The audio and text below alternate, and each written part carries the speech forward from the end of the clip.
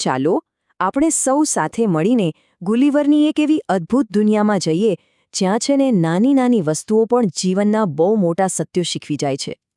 જરા વિચારો તો, શું થાય જો અચાનક એક આખો પહાડ, એક જીવતો જાગતો પહાડ ચાલીને તમારા ઘરના આંગણે આવી જાય? બસ આ વાર્તાની શરૂઆત જ કંઈક આદિ અકલ્પનીય ઘટનાથી થાય છે. અને આ ઘટના આપણને વિચારવા પર મજબૂર કરી દે છે કે આપણો દૃષ્ટિકોણ કેટલો મહત્વનો છે. વાતની શરૂઆત થાય છે દરિયાની વચ્ચોવચ્ચ એક ભયંકર પ્રચંડ તોફાન. મોટા મોટા રાક્ષસી મોજા એક જહાજને જાણે રમકડાની જેમ આમ તેમ ફંગોળી રહ્યા હતા. અને ત્યારે સ્પષ્ટ દેખાઈ રહ્યું હતું કે કુદરતની તાકાત આગળ માણસ કેટલો લાચાર છે. અને આ જ તોફાનમાંથી કોઈક રીતે બચીને ગુલિવર નામનો એક માણસ બેભાન હાલતમાં કિનારે તણાઈ આવે છે. જ્યારે એની આંખ ખુલે છે ને ત્યારે એને સમજાય છે કે આ કોઈ જાણીતી જગ્યા નથી. એ જે દુનિયાને ઓળખતો હતો એનાથી તો એ ખૂબ ખૂબ દૂર એકદમ અજાણ્યા પ્રદેશમાં આવી પહોંચ્યો હતો. પણ જ્યારે તે ભાનમાં આવ્યો ત્યારે જે દૃશ્ય હતું એ તો કલ્પના બહારનું હતું. એ જમીન સાથે બંધાયેલો હતો, પણ કોઈ જાડા દોરડાથી નહીં, સેંકડો પાતળા પાતળા દોરાઓથી. અને એને બાંધવાવાળા કોણ હતા ખબર છે? એવા નાના નાના માણસો જે એની આંગળી કરતાં પણ નાના હતા. આ જોઈને તો ચોંકી જ ગયો. તો અહીંથી શરૂ થાય છે આપણો પહેલો અધ્યાય, મહાકાય મહેમાનનું આગમન. અહીં બે એવી દુનિયા ટકરાવવાની હતી જે એકબીજાથી તદ્દન અલગ હતી. જુઓ, અહીં કદનો તફાવત કેટલો મોટો હતો. એક તરફ હતો ગુલિવર, જે લિલીપુટના લોકો માટે તો જાણે કે એક ચાલતો ફરતો પહાડ જ હતો. અને બીજી તરફ હતા આ લિલીપુટવાસીઓ. ભલે કદમાં સાવ નાના હતા, પણ એમની બુદ્ધિ ખૂબ જ તેજ હતી. અને હવે આવે છે બીજો અધ્યાય, વિશ્વાસ અને મિત્રતા. ચાલો જોઈએ કે આટલા મોટા તફાવત છતાં ડરનું સ્થાન સન્માન અને મિત્રતા કેવી રીતે લે છે. હવે એ તો સ્વાભાવિક જ છે ને કે લિલીપુટના લોકો ગુલિવરથી કેટલા ડરી ગયા હશે. જરા એમના દૃષ્ટિકોણથી વિચારો. એમના માટે તો આ એક જીવતી જાગતી આફત હતી જે ધારે તો પળભરમાં એમના આખા દેશનો નાશ કરી શકે. એટલે એમનો ડર ખોટો નહોતો. પણ ગુલિવરે શું કર્યું? એણે પોતાની તાકાતનો દેખાડો ન કર્યો. એણે ખૂબ જ નમ્રતાથી એમનો વિશ્વાસ જીતવાની કોશિશ કરી. એના શબ્દો હતા, હું કોઈને નુકસાન નહીં પહોંચાડો. અને આ શબ્દોએ જ સાબિત કરી દીધું કે સાચી તાકાત શક્તિ બતાવવામાં નહીં પણ સંયમ રાખવામાં છે. અને વિશ્વાસ તો એક રાતમાં નથી બંધાતો, ખરું ને? એને સમય લાગ્યો.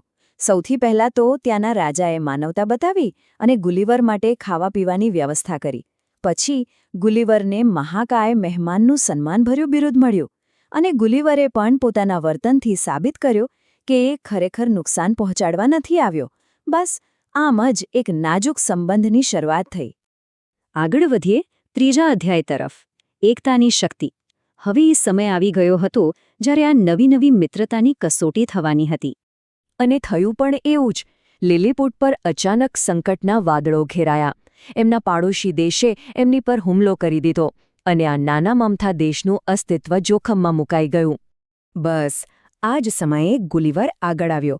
એણે પોતાની જબરદસ્ત તાકાતનો ઉપયોગ કર્યો, પણ કોઈને મારવા માટે નહીં. એણે તો દુશ્મનોના બધા જહાજોને એકસાથે દોરડાથી બાંધીને ખેંચી લીધા અને લિલીપુટનું રક્ષણ કર્યું. અહીં એની શક્તિ ડરાવવા માટે નહોતી, પણ પોતાના નવા મિત્રોને બચાવવા માટે હતી. અને પરિણામ એ આવ્યું કે લિલીપુટ બચી ગયું.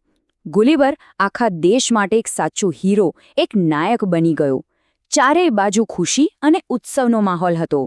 આ જીત એમની એકતાની જીત હતી. ચોથો અધ્યાય, ઈર્ષાનો પડછાયો. પણ કહેવાય છે ને કે જ્યાં સફળતા હોય ત્યાં ઈર્ષાનો પડછાયો પાછળ આવી જ જાય છે. આ એક વાક્ય બધું જ કહી દે છે.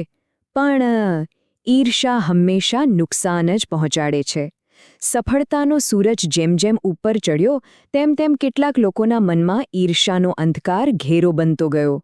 થયું એવું કે જે શક્તિએ એક સમયે એમનું રક્ષણ કર્યું હતું, એ જ શક્તિ હવે કેટલાક દરબારીઓ માટે ડરનું કારણ બની ગઈ. ગુલિવરની લોકપ્રિયતા અને એની તાકાત એમનાથી સહન ન થઈ.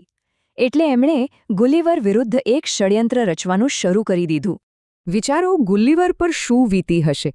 જ્યારે એને આ ષડયંત્ર વિશે ખબર પડી ત્યારે એનું દિલ તૂટી ગયું. જે લોકો માટે એણે પોતાનો જીવ દાવ પર લગાવ્યો એ જ લોકો એની વિરુદ્ધ થઈ ગયા.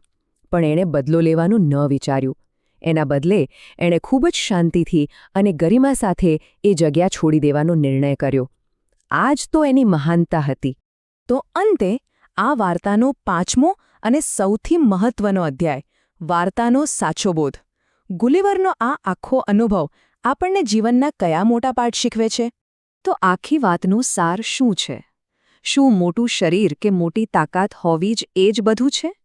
કે પછી સાચું મહત્વ ચારિત્ર્ય, દયા અને નમ્રતાનું છે?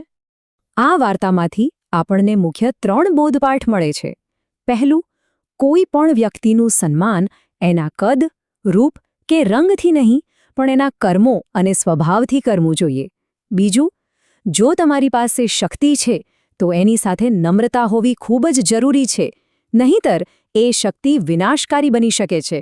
અને ત્રીજું, અને સૌથી અગત્યનું, ઈર્ષ્યા એક એવી આગ છે જે સારામાં સારા સંબંધો અને વિશ્વાસને પણ બાળીને રાખ કરી દે છે. અને અંતે એક સવાલ જે આપણે સૌએ પોતાની જાતને પૂછવો જોઈએ. આપણા જીવનમાં આપણે ક્યારેક ગુલિવરની જેમ શક્તિશાળી હોઈએ છીએ તો ક્યારેક લીલીપુટની જેમ નાના. પણ મહત્વનું એ નથી કે આપણે કોણ છીએ.